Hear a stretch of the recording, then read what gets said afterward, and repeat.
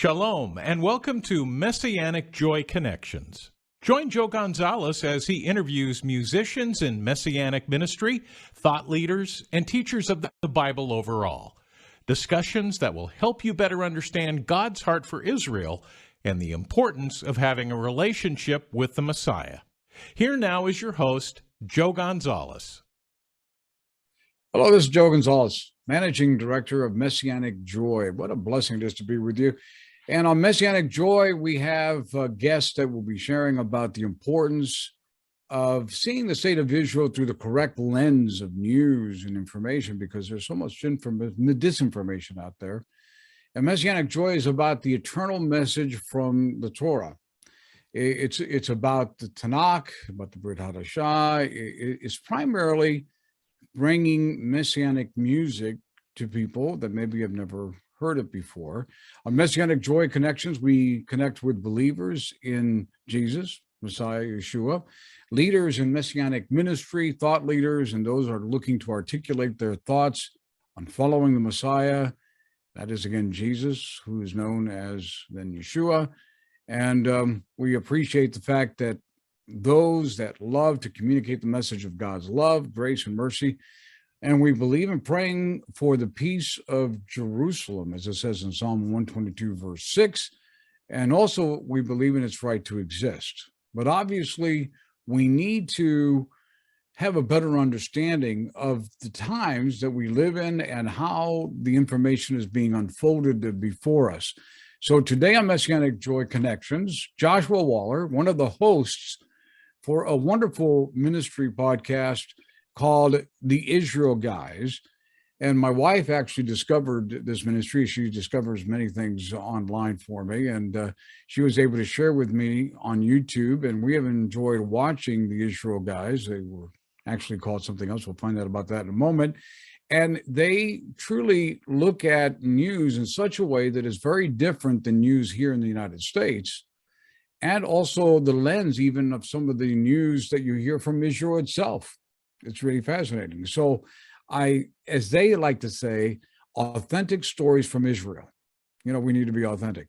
And so we appreciate Joshua Waller being with us here today for Messianic Joy Connections. Thank you so much. It's great to be on with you. Thanks for the opportunity. Well, it's an honor. I'd love every opportunity to speak about the land of Israel. You can count on it. I'll be there. So thanks for thanks for giving a platform and a voice to speak about the good land. Well, platform, I tell you, you have a huge platform. God has been blessing the program. We'll find out more about that in just a few moments. But before we continue, I want to find out a little bit about your faith background, because you come from a large family, and you have a families have been very devoted to the teachings of the Scripture. Yeah, so I grew up, I'll tell you, most people here in Israel find it quite shocking when I tell them this story, but I grew up in a very rural, conservative America, southern state of Tennessee. And even bring it more down, I didn't know any Jewish people. Our family didn't know any Jewish people. Tennessee's not one of those Jewish hubs in America. Not a Mecca. It's not New York, and it's not Miami, and it's just not one of those places.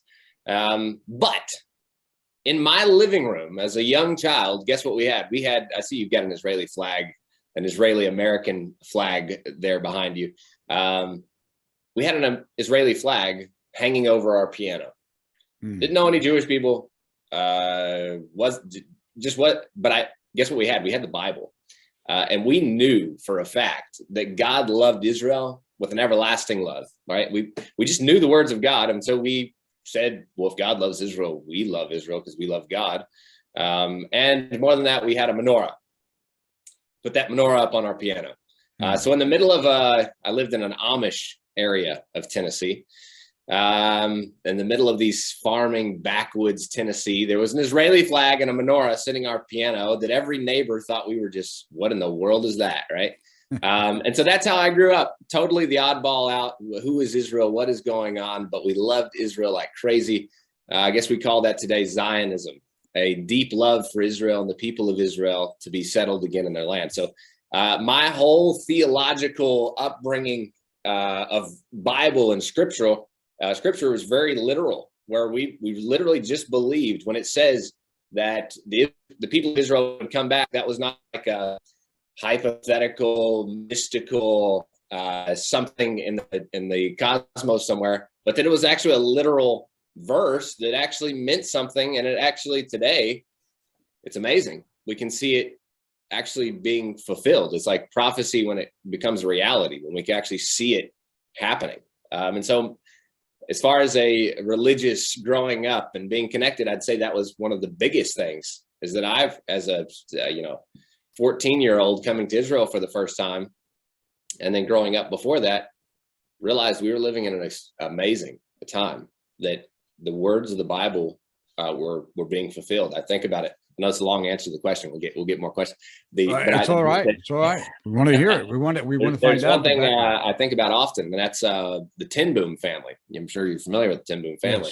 Yes, Willem Ten Boom, I believe the father's name was. He had prayer meetings for Israel every day. He prayed for the peace of Jerusalem, like so many times, right? He just prayed for the peace. But I think about it.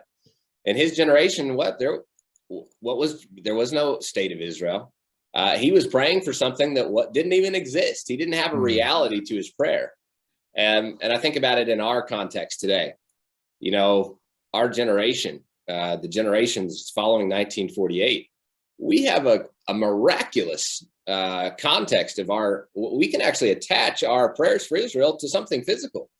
You think about the faith that the Ten Boom family had to have, and those before that had to connect Israel to something. You could see how the anti-Israel people, and these people would have said, God has forgotten them. There's the promises are forgotten. Look, right? But now that's the miracle of our time.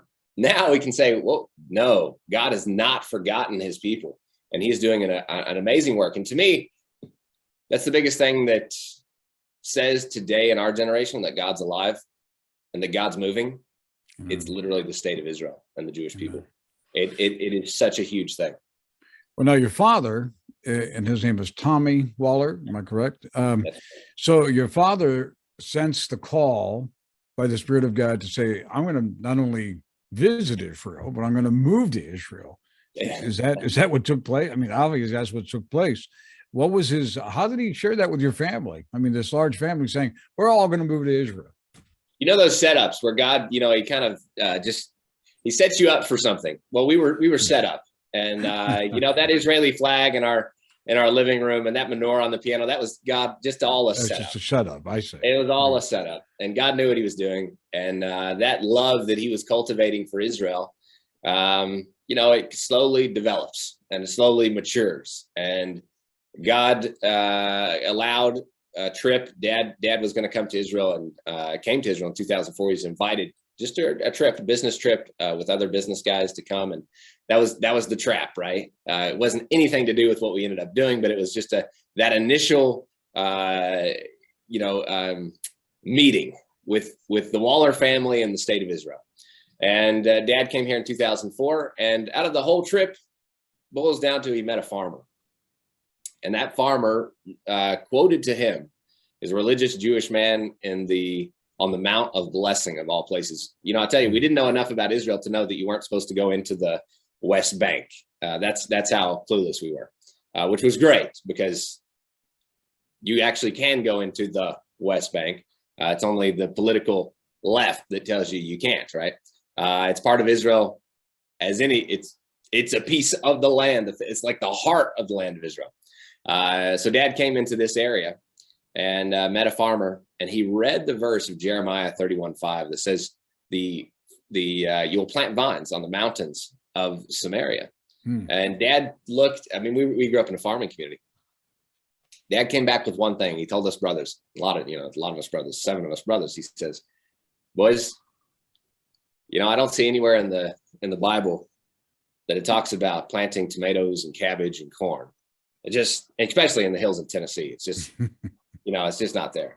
So, but the fact that the word of God says that you will plant vineyards in the mountains of Samaria, it's not happened for 2,000 years. And right now, the very first vines are beginning to be planted. No, this is 2004. The very first vines are beginning to be planted in the mountains of Israel. He said, what are we doing sitting in the hills of Tennessee when an opportunity like this? So we loaded up the truck, as a good Southern family would do. And instead of moving to Beverly, we moved 6,000 miles over the sea to the heartland of Israel. And since then, we've been planting. We've been picking, I tell you, thousands upon thousands. I just have to outline the miracle for you for a second, because it's so grand. It's a lot of people talk about miracles and prophecy and these things, especially nowadays. There were no vines in the mountains of Israel until the late 90s. So when we talk about the mountains of Israel, that's Jerusalem and the mountains surrounding Jerusalem. Very biblical context here. You have the mountains, and then far north, that mountain ridge stretches. If you ever see a map of Israel, it's just a mountain ridge that goes to the north of Jerusalem and to the south of Jerusalem. And it just flows right through there. So that's that. When you're reading the prophets and you see the mountains of Israel, this is what they're speaking about, this mountain range. Well, the northern mountain range would be called the mountains of Samaria. Okay.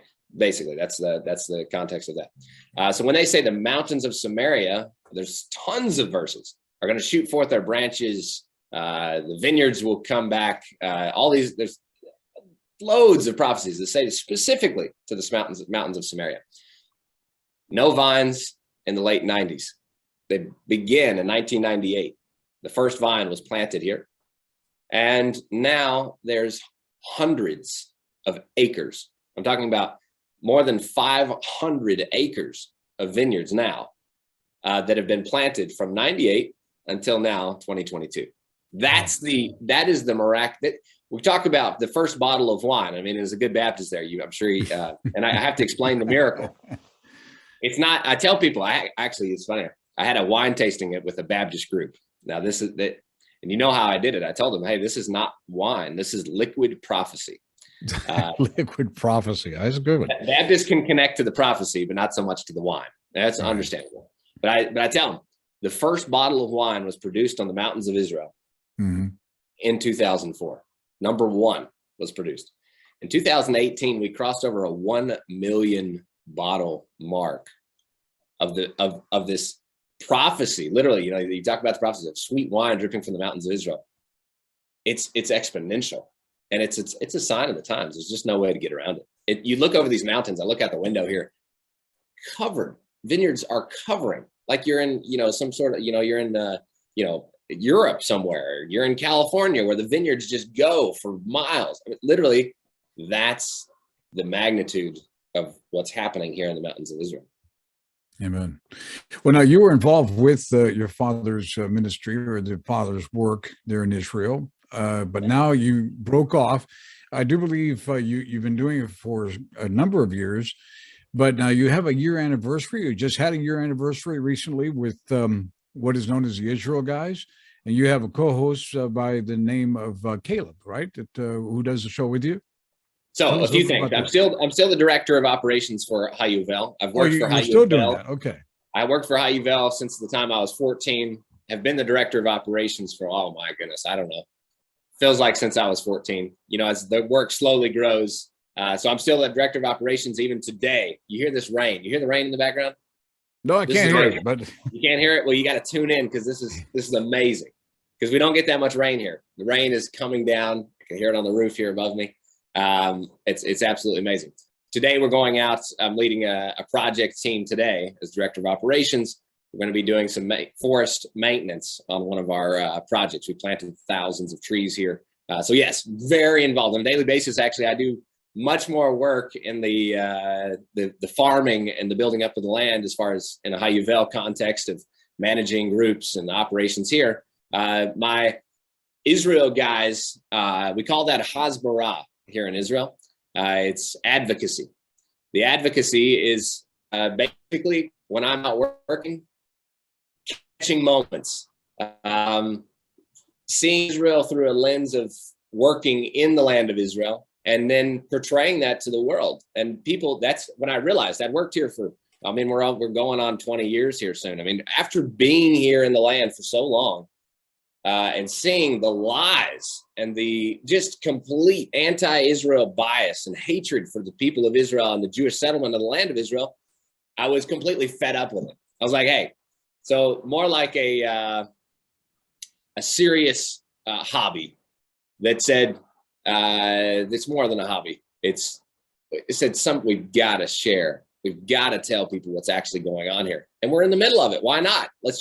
When I'm out and about, like last night, I was driving through an Arab village because I was coming back from working here in Atlanta.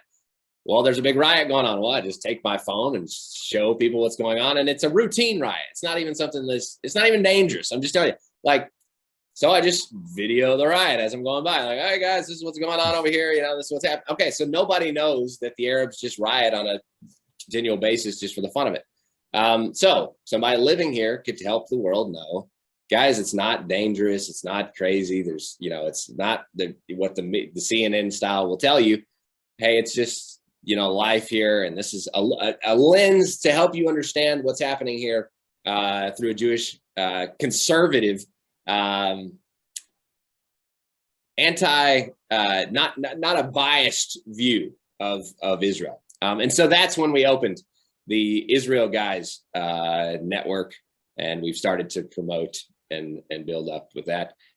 Formerly, it was called the Joshua and Caleb Report. Some people have seen that a few months ago. We switched over to the Israel Guys. It's just a more generic, people could connect to it easier. So just as branding and websites and things grew and things begin to go more viral, we said, hey, we're going to have to do, get this a little more streamlined. So that was the attempt to make it a little bit more palatable and people could understand it easier. So that's today. It's now the Israel Guys. Yeah. And you're trying to share true and authentic stories. For example, what just took place to you the other night, something you wouldn't hear generally on CNN or any of the other. Oh, you would hear about the riot. You just wouldn't hear that it was, scheduled and that the Arabs were rioting at nothing. I mean, it was just a riot just because, it's just a great idea to go light a fire and throw rocks at nothing and nobody. It's just for the cameras. It's just for the cameras. It's just to be able to report from a perspective that is not real. So exactly. Fake news. You have to make it up. So, Exactly. let me ask you, one of the videos that I saw that you actually recorded, and I thought it was an excellent video, just about all of them are, but the one where you did the Palestinian cities that were basically almost vacant. The big story out here is the Palestinians don't have a place to live. There's no housing. And you went and actually interviewed a mayor from one of these cities. And he said, hey, everybody's gone to other countries because they don't want to live here. That was sort of the gist of it. That's when one of the, I don't know what the name of the video was, but people should watch that. It's really excellent. I believe it's called We Went Into an Arab Village. There you go. And we did. And I even living here for so long and being involved here, it was even a surprise to me because it's, I go into we have it broken down, the Oslo Accords, which are horrific here. It's awful. The world, whenever they create a plan, I tell you, it's never good for the Jews. Their solutions, and we could bring correlations to, the 40s and solutions.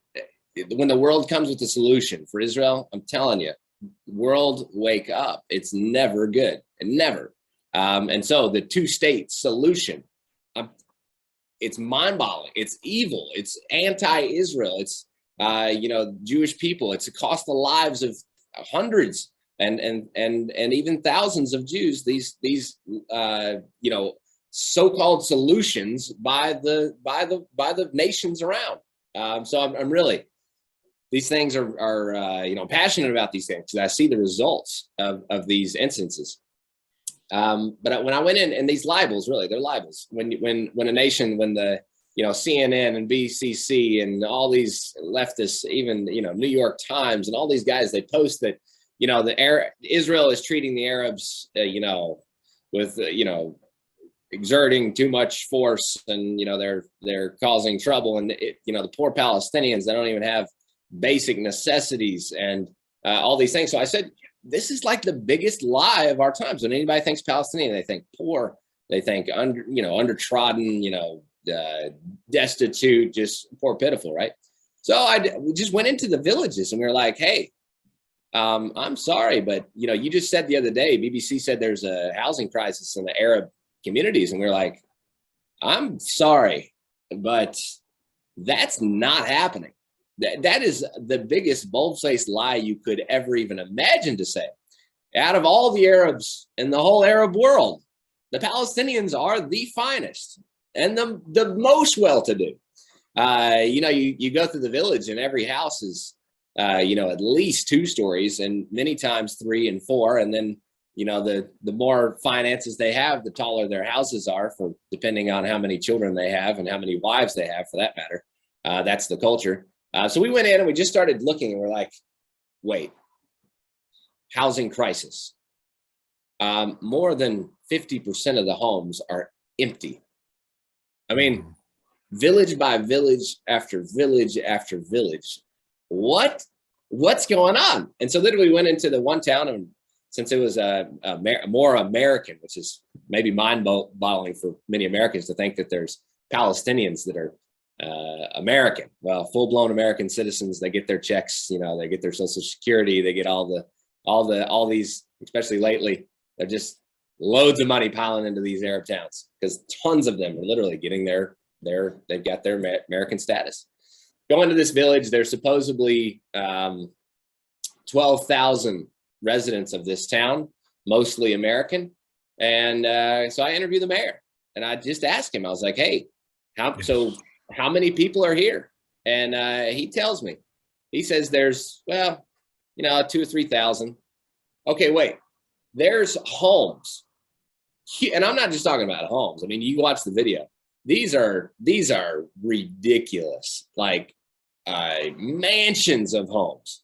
And he tells me there's 2,000, 3,000, maybe 4,000 people there out of a 12,000 population that's supposed to be there, that are counted to be there. You do the math. Most of the town is completely empty of these monstrosity of houses. And that's basic story throughout the whole area. And that's, again, we just go in and we document the truth. We take a camera. I mean, we didn't coordinate with the Arabs before we went in to say, everybody leave your house. And I mean, that's what a CNN, if they wanted to prove something, they'd have to go organize it, No, we just go in and we just show exactly what's happening. Yeah. Well, and of course, right now, one of the big pushes they've been doing is the Palestinians would like to see Jerusalem divided. That's been in the news here just near the end of the last year. Why is it that they want to divide? Why do you think they want to divide it? I mean, why do you think the United States wants to divide it? That's the crazy thing. Yeah. Well, I think first off, it's a deeper level. We've got, there's 2 levels to it. You just have this, and you wonder, why in the world are the nations so furious about the rebirth of the nation of Israel? Like, it just doesn't make any sense. It's like a demonic, attempt to destroy. It's like God and anti-God. And it really boils down to that. People that want to see, like I said in the beginning, what's happening in Israel is the biggest proof that God exists. Like when he says his word, when he sees his word coming to pass, well, that's like God. We believe in God. And then other people that don't have faith in God, well, then they can believe in God because they see it. Like, some people need to see it, right? And so to me, the miracle of Israel is seeing it, right? So this is what's happening.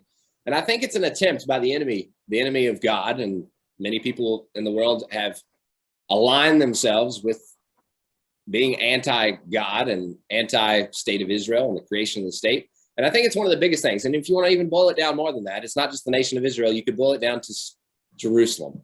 And then you could boil it down to the Temple Mount. I mean, you could just keep zoning in. And if you want to look at the enemies, their tactics, well, they're going to have problems with Israel. They're going to fight Israel. And then you're going to zoom it down in another lens, and they're going to focus. Their focal point is going to be Jerusalem. And then if you want to put it on the bullseye, it's going to be the Temple Mount. Is that just strange, or is that no? That's very tactical, and that's God's thing. That's like, you just take God's divine, what He has established in the Word of God, and they're just copying the same plan, except they're anti. They're going to fight God and God's simple plan.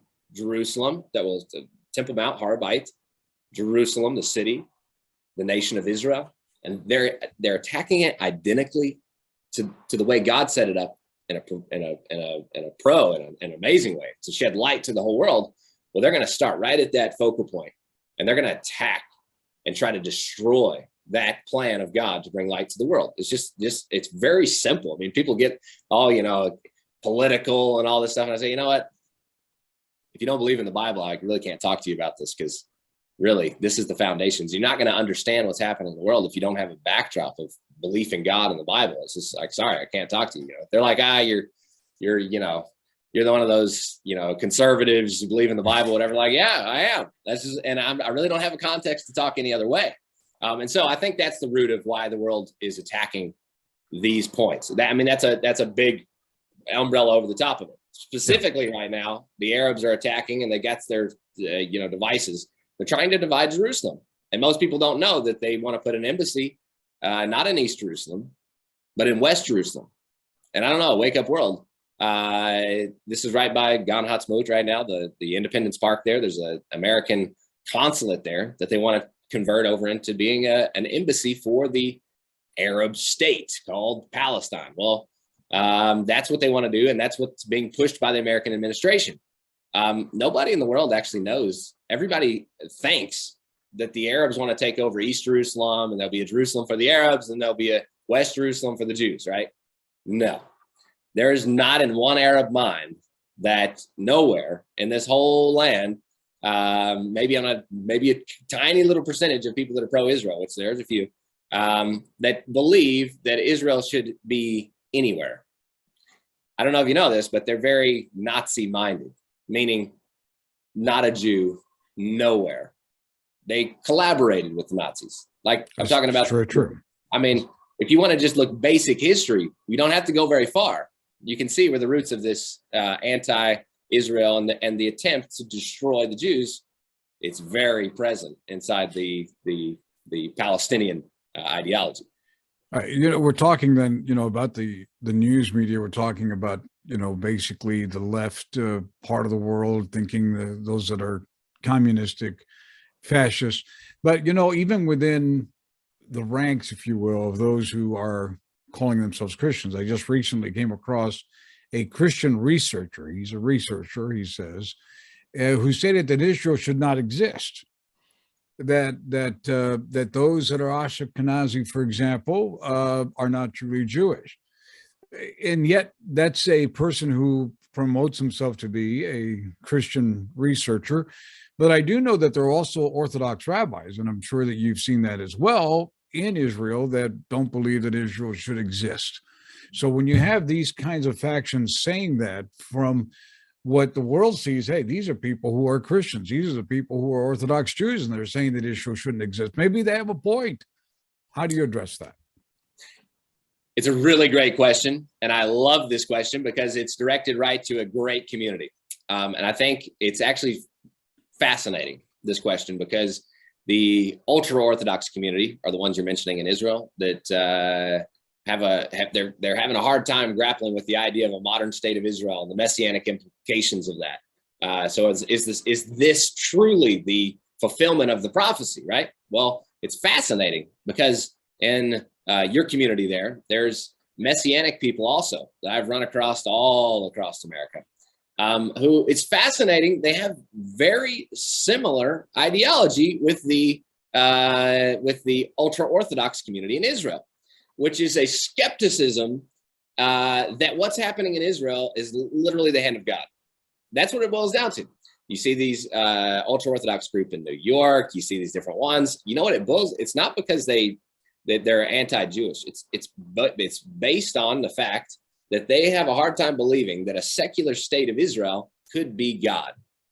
I don't hear too many people comparing those two groups. They're very different in many ways. Messianic Jewish groups in America and the ultra-Orthodox groups. It's a wild comparison here. But in this one vein, their ideologies, just to wake up the community a little bit, your ideologies are the same. Those that are not Zionist. Viewing the prophecies of Israel as God's hand moving in Israel right now, I believe is missing in that ultra-Orthodox community, as well as in the many Messianic groups in America. This is a key, and it's not recognizing that. Let me just outline the miracle for you just for a second. because I want anybody on the fence to be knocked off the fence for a moment. In 1948, you had 650,000 new immigrants, new Jewish immigrants land in the nation of Israel. And you had nearly 40 million Arabs, hostile Arabs. You know, you hear like the numbers of the nations that attacked. No, let's boil that down. 40 million Arabs attacked 650,000 Jews who didn't have an army, who the 40 million had armies and were set up. Okay, that's Maccabean, if you ask me. That's Joshua. That's Samson. We believe all the stories of the Bible. Now we're seeing them happen in our generation, and we're skeptical. Don't be skeptical. You follow that by the 6-day war, 6 days. Israel completely annihilated the same enemies. And I'm telling you, the enemies, they didn't stop growing. I don't know what the mark is today, 180 million Arabs or something like that. It's grown from 40 million to many, many, many, many, many more. So the enemies of Israel, they're not dwindling. The comparisons are the same and actually getting bigger and bigger and bigger. Yet, so the miracle is actually growing. The fact that there's now, nearly right around 9 million Jews in Israel today, those numbers of Israel and those that are hostile to Israel, it's still absolutely miraculous that a Jewish state exists in the middle of these hostilities. And for it not just to be that miracle, but the miracle that it was prophesied all along. And that every single word, I just described the agricultural earlier. We talked about the agricultural restoration, redemption of the land. That's literally happening right now. The return of the Jewish people, that's literally happening right now. You have thousands and now millions of Jews here in the land of Israel. So to answer the question, those that refuse to recognize the miracle, it's just a matter of time. You have to open your eyes to see that it is a miracle. And those Haredi Orthodox that are still grappling with the fact that God's story, there's so many stories in the Bible we would not write the way that it's written. You just wouldn't do that. You could almost every story of the Bible, you say, why did this have to happen? The Messianic line, you just look at it and you're like, why did that have to be in there? You're just like, no, I wouldn't write the story that way. But that's God. God wrote the story. And today, God's still writing the story of Israel, and he's fulfilling his word with a modern, you could say secular state, but it's all a miracle. And I would also say, in response to that as well, God said that when they come back, he'll sprinkle clean water on his people. That's promise. That's Ezekiel. And why would you sprinkle clean water on clean people? No, he's saying they're coming back from every part of the world, and it's everybody. They're coming back from every corner of the globe. Prophecy, that's what's going to happen. And when they get here, guess what? It's just like it's raining right now. It's happening. God is sprinkling that clean water over his people. We all have different ideas of what that looks like and how that looks and is tangible. I'm telling you, it's happening. The people of Israel are growing in connection to God. They're growing in connection to the land of God. You see more young people. It's opposite here in Israel than any other place in the world. The young people are more connected to God than their parents. You see that happening anywhere else, anywhere in the world? You just look at the stats. The young people vote more conservative than their parents. Here, that's just stat. That's not happening in America? For sure not. No, nowhere in the world is that happening. But here, only here in Israel, are we seeing the miracle of the generation drawing. That's like a process, right? Where it's slowly becoming more godly. You even see the government founded, very secular founding of Israel.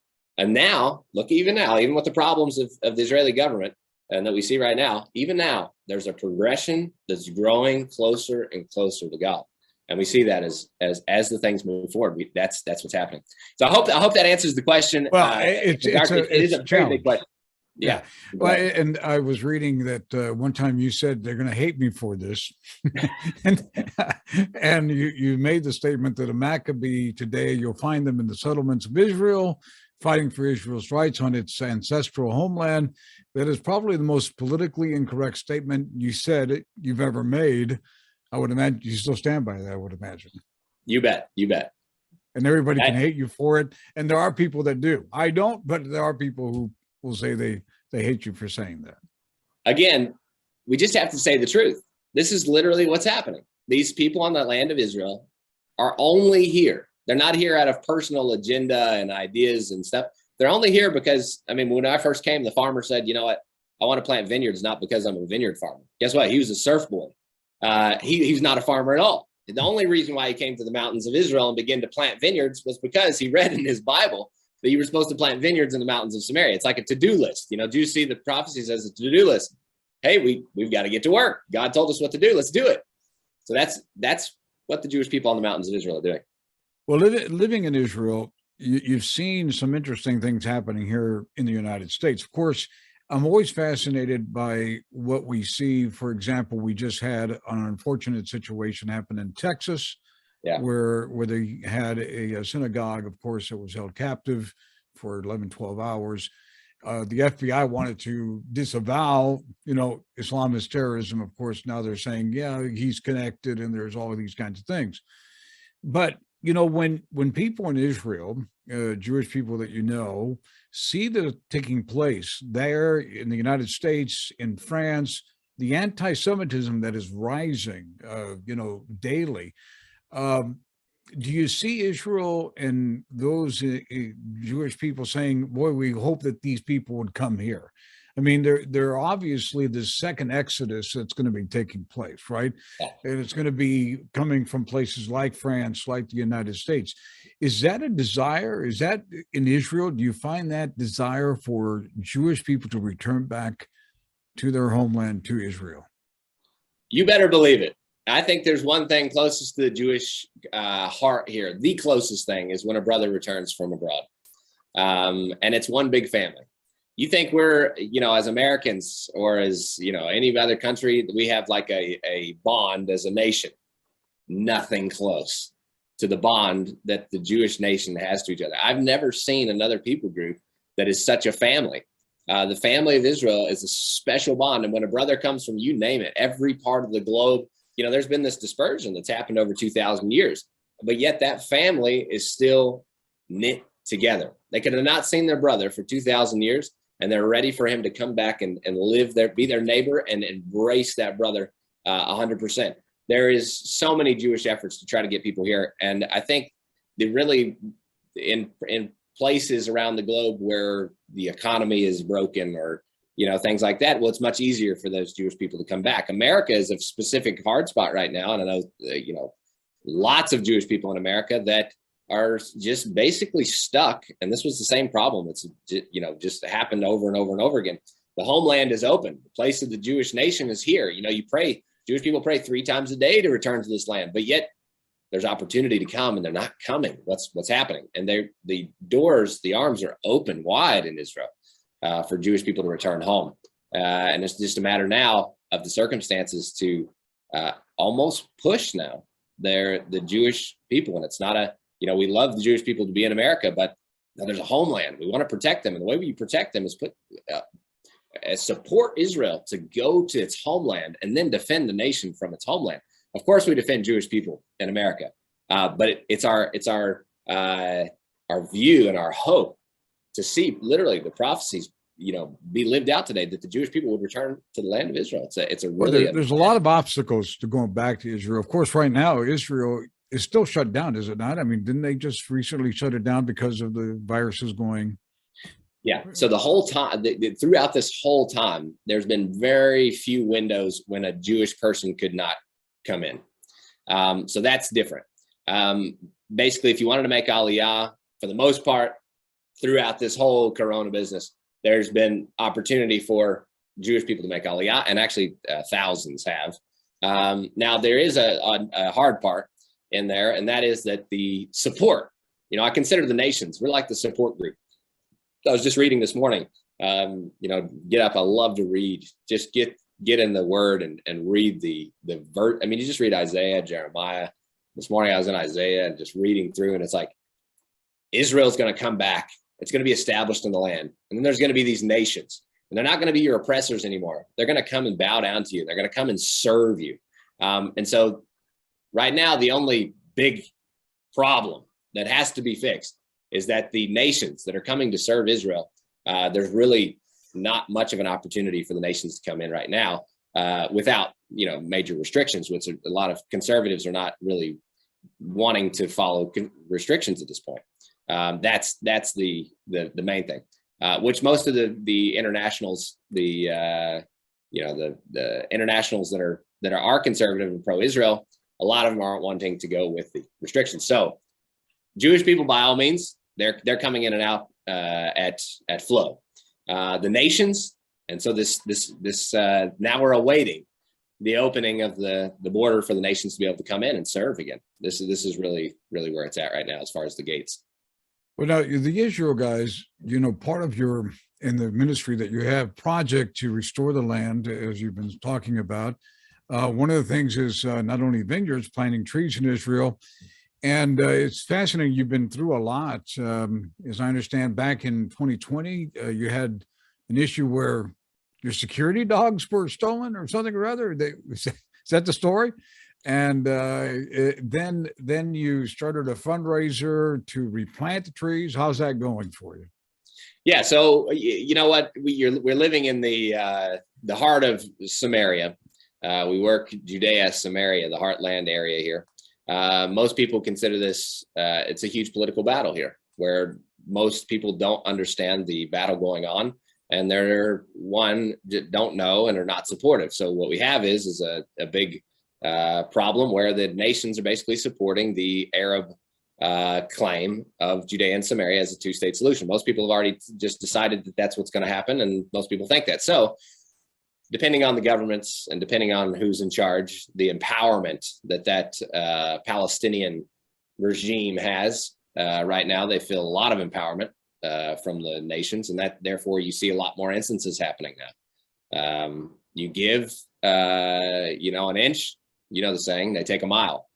So that's what's happening. And that's the attitude. That's a Middle Eastern, if you could say that's a Middle Eastern saying to its max. Give an inch, take a mile. That is not option. If someone gives an inch, that means they're weak, and you take them. That's the mindset here in Israel. So when we have international governments that are allowing and giving an inch, you better believe it, the Palestinian regime is ready to take a mile. And so how do you take a mile? Every time a Jew plants a tree, you rip them out. Every time you see a Jewish people doing something, you destroy the project. You're emboldened now to do that because you know that Israel and its weakness at this moment, because of the international pressure, is not going to stand up to you. And that's basically the situation now. So now we have all these forest projects everywhere. Multiples of them have been hit many times, especially when there's a weak Israel.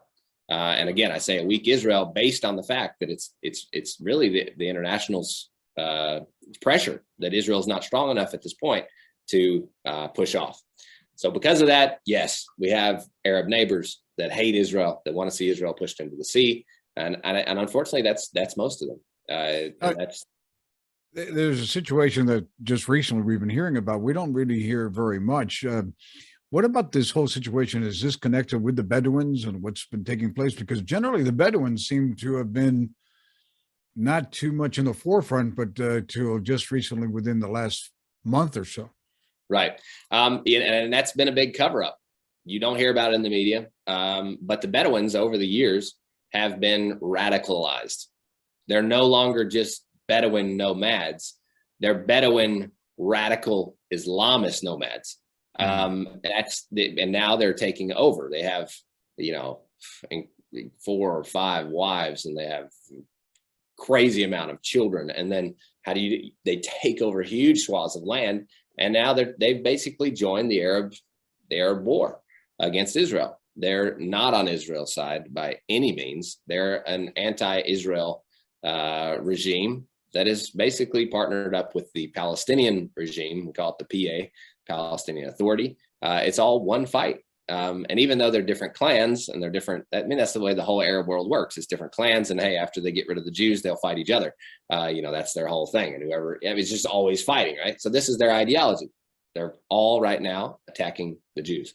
So when you give an inch, like there was electric electricity bill that was passed where they legalized all these Arab homes. You know what the response was? You give an inch, take a mile. The response to Israel, most of the Western world, they look at it and go, oh, yay, Israel, you just hooked up, hundreds of thousands, gave hundreds of thousands of illegals, squatters. You just legalized their homes by hooking them up to the electricity grid of Israel and sewage and trash and, all the, municipality sort of things.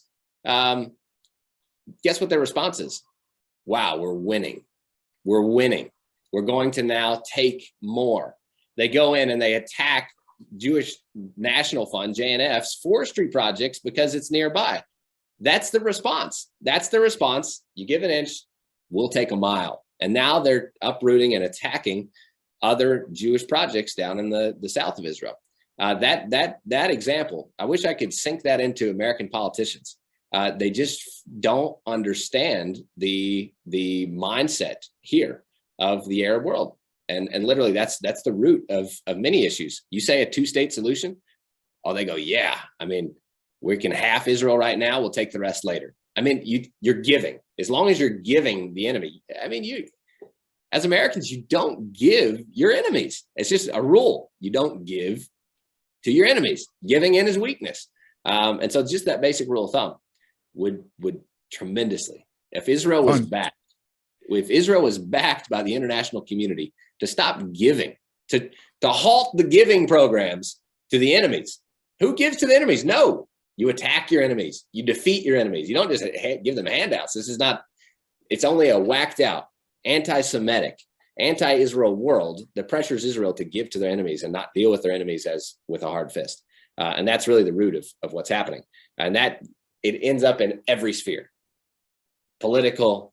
It comes all the way down to planting a tree in the land of Israel. Something so amazing, something so, we just celebrated Tu B'Shvat, the celebration of the trees where we plant trees. Mm-hmm.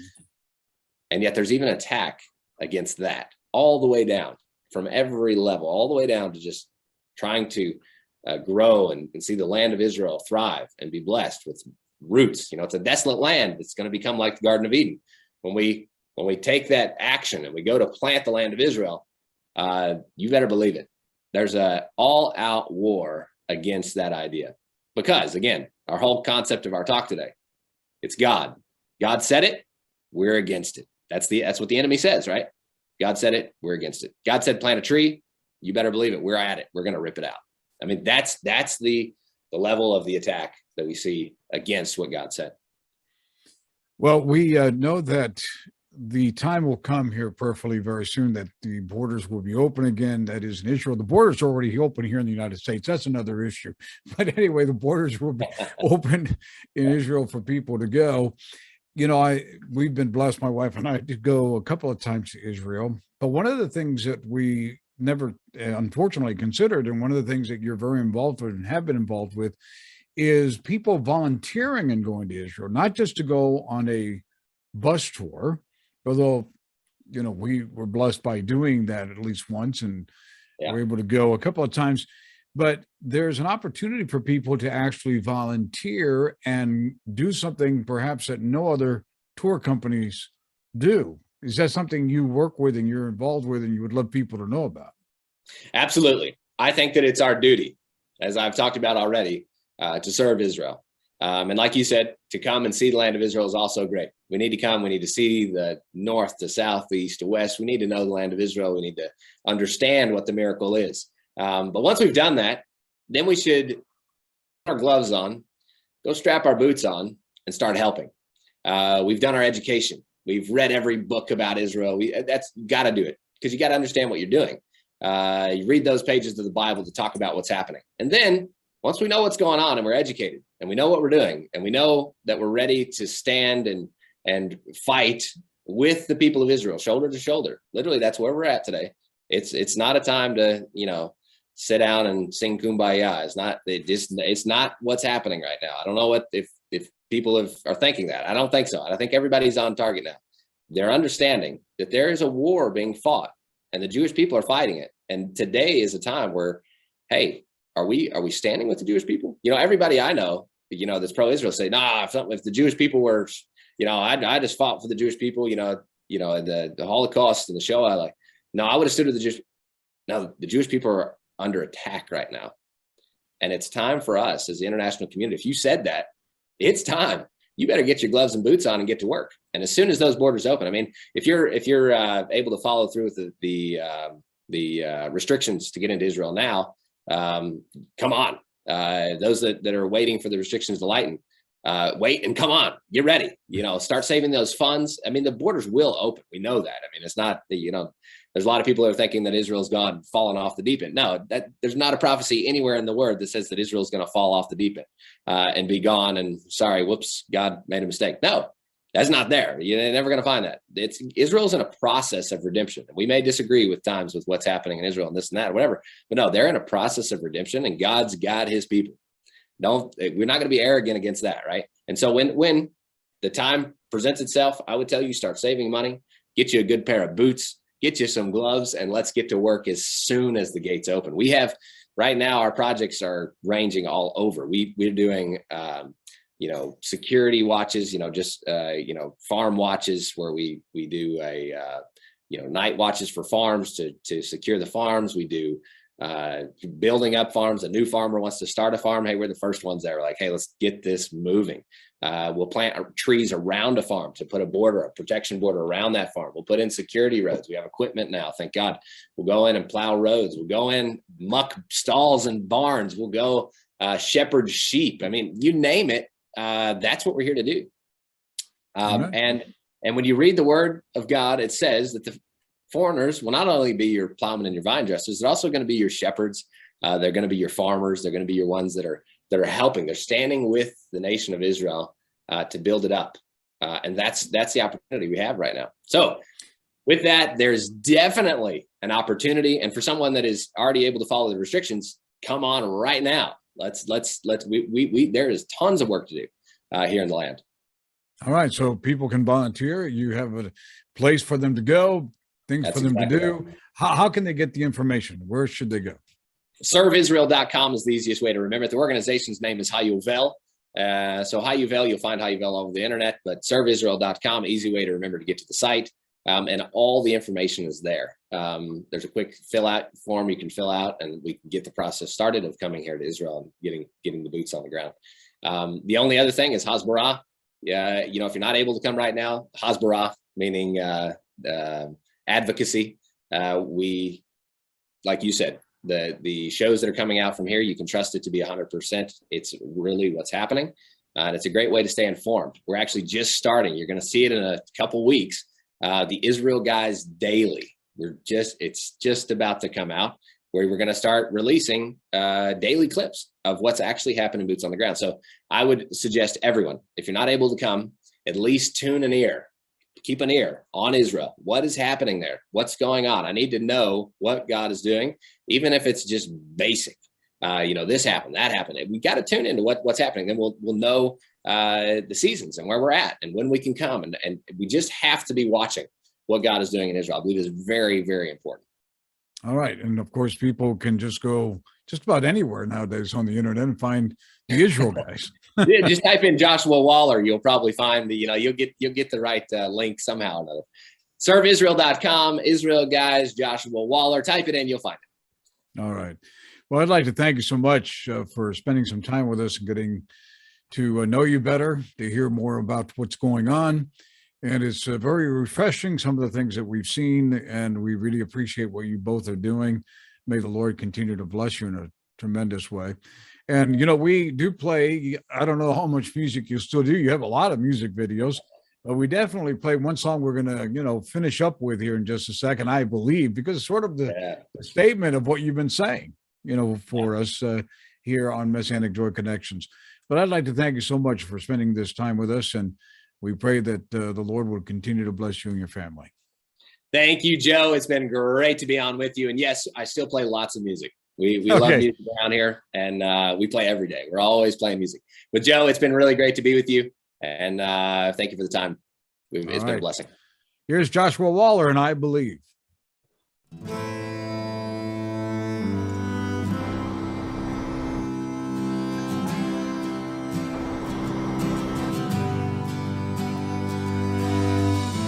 There's a battle raging over a people and a land. Will you rage with the nations, or will you stand and say, I believe in the God of Abraham, Isaac, and Jacob.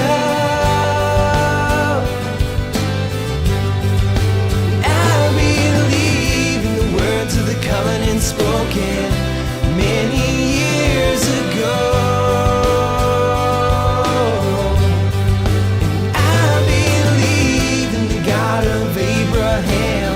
Isaac and Jacob,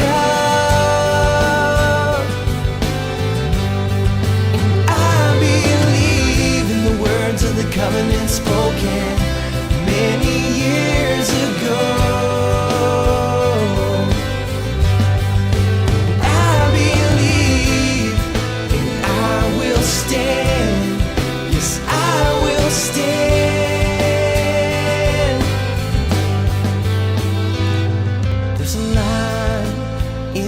Sand.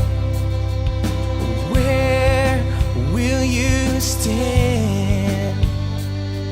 There's a choice being made.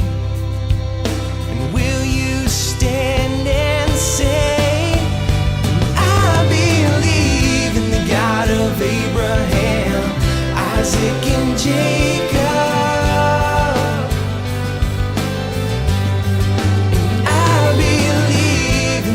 Of the covenant spoken many years ago. I believe in the God of Abraham, Isaac, and Jacob. And I believe in the words of the covenant spoken many years ago.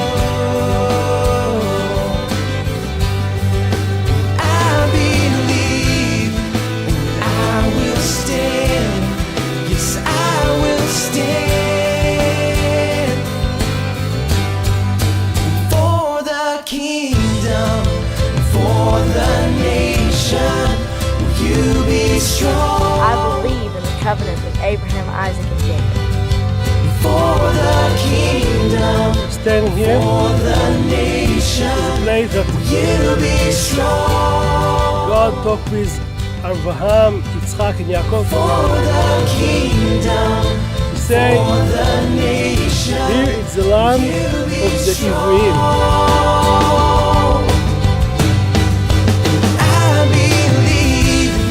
Of Abraham, I believe In the covenants of Abraham, Isaac, and Jacob. I shall plant them in their land, and they shall no longer be pulled up in the land I have given them. Jag tror på förbundet som Gud slöt med Abraham, Isak och Jakob. I will bless those who bless you, and I will curse those who curse you. and in you All the families of the earth shall be blessed. He remembers his covenant forever, the word which he has commanded for 1,000 generations. We believe in the covenants of Abraham, Isaac, and Jacob. In the sand, where will you stand?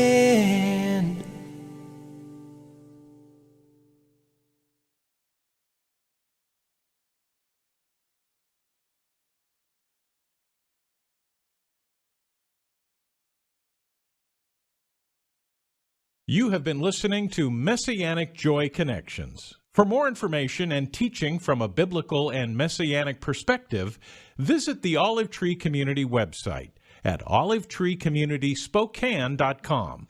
That's olivetreecommunityspokane.com.